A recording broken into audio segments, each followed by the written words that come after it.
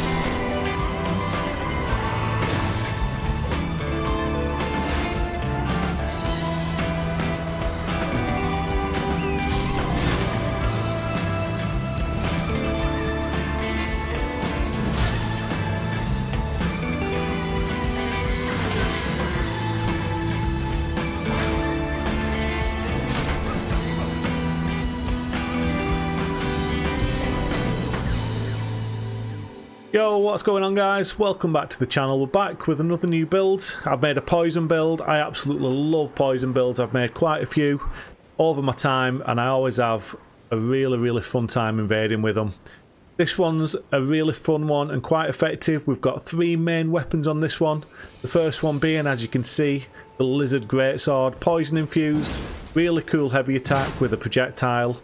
And that one comes with the flower poison blooms twice. The poison flower blooms twice. That's a mouthful, isn't it? But yeah, when they're afflicted with poison or rot, this thing does quite a lot of damage. Really cool Ash of War. We've then got the curved sword. Simple stuff. That's got poison moth light on it again. Nice for some damage when they're already afflicted with poison. And then our last main weapon on the build is the dueling shield. Now I've never used one of these, but I've always fancied giving it a go. So I've stuck it on this build and I'm actually having a really good time using it. This one comes with poisonous mist, so it's really good to start the invasions off. It's really good for inflicting them with poison, and then we can go from there, switch up the weapons, try out some of those different Ashes of War once they're already poisoned. Now in our left hand on this build I'm going to be carrying the Poison Fist. Gives us a nice little buff when we inflict them with poison. Got an interesting Ash of War, very hard to land, but I can always have a play around with that for a bit of variation. And then in the second weapon slot on my right hand, I'm always going to have the Tooth Whip, just because it inflicts poison. It's good to mix things up during the invasions. And again, nice Ash of War. We're a level 50 build, 32 Vigour, 24 Dex, 28 Arcane. They're the talismans, that's the flask. Bish, bash, bosh. Really fun build. Let's get back into the invasions.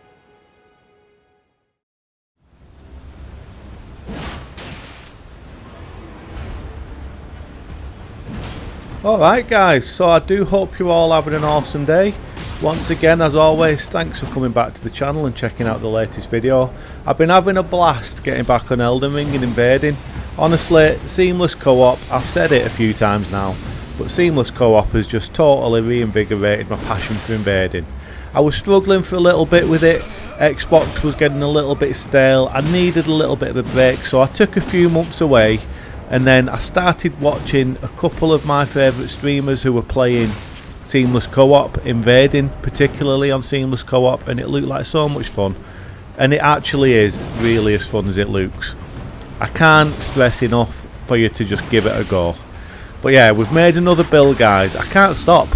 I just can't stop making these builds. It's so easy to make builds on the PC. I'm bringing builds over from my old Xbox days, from the characters that I used to use. I'm bringing them over and trying them in Seamless. And I'm constantly thinking of new builds that I can use in Seamless as well with things that I've not used before. And one of them is this new poison build. Now I've said it in the intro there guys, but I've made quite a few poison builds in the past. And I just love poison builds. There's something about using poison in this game that I find so satisfying. It's very subtle. I think that's what the thing is about poison in this build. It's very, very subtle compared to a lot of things that you can do. There's no flashy laser beams going off. There's no big spells and incantations. There's no particle effects crowding up the screen. It's not very flashy, but it is very, very rewarding and very skill expressive as well. There's quite a lot of variation that you can do using poison. I think altogether, let's have a little think. I've made my Ant-Man build at level 30, I've made a build up at level 200 or 150, that was poison. I've made a couple of rot builds. I must be edging on like 5 or 6 poison builds that I've made now, and they're all so much fun. The Ashes of War that you can use with them, and the weapons are so individual and so unique compared to some of the other things that are in the game. I mean, let's look at this build now that we're using. The main thing on this build that I did want to use and bring into the build was the dueling shield. It was the dueling shield that kind of gave me the inspiration to make the build in the first place. I'll be honest with the dueling shield, I've been trying to fit it into a build for a while. I've tried it a couple of times already in the background with builds that haven't made it to my channel. For whatever reason, I've just not been able to fit the dueling build into a theme that I've really liked, or one that's actually come through and worked well. Like I say, I just find it hard to fit into a build, but I thought I'd try it with the Poisonous Mist and make a build around it that way, and it really did come into its own. So I got the dueling build, the dueling shield, sorry, put it on the build, found that it's actually working really well, and then I was like, what else can I add to this? Well, the next thing was the Poisonous Hand. I didn't want to go with the Mushroom Crown on this one for the buff, because it's not all about the Mushroom Crown. Sometimes fashion is a lot more important, as we all well and truly know. If you've not got a fashion, guys, what have you got? You've not got much else, have you, if you're not fashion? So I wanted to go a different route. I didn't want to use the Mushroom Crown, so I thought let's stick the Poison Hand in our offhand. We get a nice buff from the poison with that thing, and we can also use it as a weapon when we want to. Now the Poison Hand as a weapon doesn't seem to be that good for me. Like, I've tried it, I don't know if I'm doing something wrong with it, but as a fist weapon, I mean, it's fine, it's just a fist weapon, but the Ash of War in it seems really hard to land, and it doesn't seem to do much damage. I'm not sure if I'm using it at the wrong time, or if there's just a little trick with the Poison Hand that I'm missing, but for me it's kind of just come into its own as being in the offhand, giving me that buff. You will see me using it a couple of times in this video during fights. I do whip it out sometimes just for variation, but like I say, I don't find it too effective as an actual weapon. It's just in the offhand for the buff. So once I was happy with the Poison Hand in the offhand, the next weapon I decided to add to the build was the Tooth Whip. Now I think the whip on this one is a really good weapon to have in the second weapon slot, mainly because it's really good for mix-ups. It does some good damage and it applies poison really well in its own right. And as well as that, the main thing is that it's very lightweight, so it's not taking up too much weight, weight room on the build. So it's a good weapon to have on me at all times. And like I said, the mix-ups with the whip just make some really good combos. And it's got a good Ash of War as well, you know. If you can catch him in the first hit of the Ash of War, it creates a really nice little multi-hit combo. And even if you don't manage to hit him with the first part of the Ash of War, it's got some really good length on it, so you still stand a chance of hitting him with the back end of the Ash of War, because it's got a really nice reach on the final part of it. And as well, it just looks awesome. It's a whip made out of teeth. Visually, it just suits the build. So yeah, really good weapon to have in the second weapon slot to keep on us at all times. Now after that, I knew that I wanted to add 2 more weapons, simply because I definitely wanted Poison Moth Flight, and I definitely wanted the Poisonous Flower Always Blooms Twice, or whatever the hell that Ash of War's called. The Dueling Shield, we had Poisonous Mist on the Dueling Shield. Now that is a really good Ash of War to have on the Dueling Shield. The weapon on that build, on this build, is working really well, but Poisonous Mist on the Dueling Shield is an awesome Ash of War to have, because it's got some good hyper armor, and it's absolutely awesome at actually inflicting players with poison. The mist that comes out, and then it adds a little buff to the weapon afterwards, which helps apply poison. It just works really well. So the Dueling Shield is a good one to maybe start invasions with to help apply poison. But then I wanted a couple of weapons to select from that I had the other 2 Ashes of War available on. Poison Moth Flight, and the Poisonous Flower that blooms twice is always the most poisonous when things are poisoned. Whatever the hell that Ash of War is called. I wanted those 2 options on the build as well. So first off, Poison Moth Flight. I didn't want to just use it on like a katana or something, which is the obvious choice. You need some good range for that Ash of War to be most effective, because it relies on you hitting them, and if you're using a short weapon, you know, it's hard to hit sometimes. But I didn't want to use a katana on this build. I just didn't think it fit from a thematical point of view. Like, it didn't fit the theme of the build using a katana. I wanted something rusty looking. I wanted something a bit more, you know, a bit shorter, not as flashy as a katana. So although I did just say that length is important when it comes to Poison Moth Flight, maybe katana would be the better option. From a theme standpoint, I did decide to go for the curved sword, a rusty looking thing. I can't remember what it was called, the Demesser or something. I can't remember what the curved sword's called. It's just a rusty little rusted butter knife curved sword looking thing. I've got it in this invasion now. Look at it. Looks like a butter knife, doesn't it? Doesn't look very sharp. Doesn't look exactly too dangerous. But when you hit him with that Poison Moth Flight with it, although it is short, I do manage to land it sometimes, and it does some lovely damage. As you all know, when they're poisoned and you hit him with Poison Moth Flight, you get some lovely damage, and it's so satisfying to get a kill with that thing. Absolutely awesome. So yeah, this particular curved sword was a lovely addition to the build. Then finally, guys, the Poisonous Flower that blooms once and then blooms again. Once you get 2 poisonous flowers that have bloomed, it blooms twice, and the Ash of War, the Poisonous Flower that blooms not thrice but twice. That is the last Ash of War. The Poisonous Flower that always blooms twice. I think that's what it's called, isn't it? It's just a ridiculous name for an Ash of War. I'm using it now on this greatsword that you can see, the Lizard Greatsword. I thought this was also a really cool weapon to add to the build. I've never used it, but I thought from a thematical standpoint, once again, I thought it really suited the build with the fashion that we're using and the other weapons. I think all these weapons flow together really nicely. And yeah, it's a great weapon, you know. I love the heavy attacks with the little projectile that you fire out.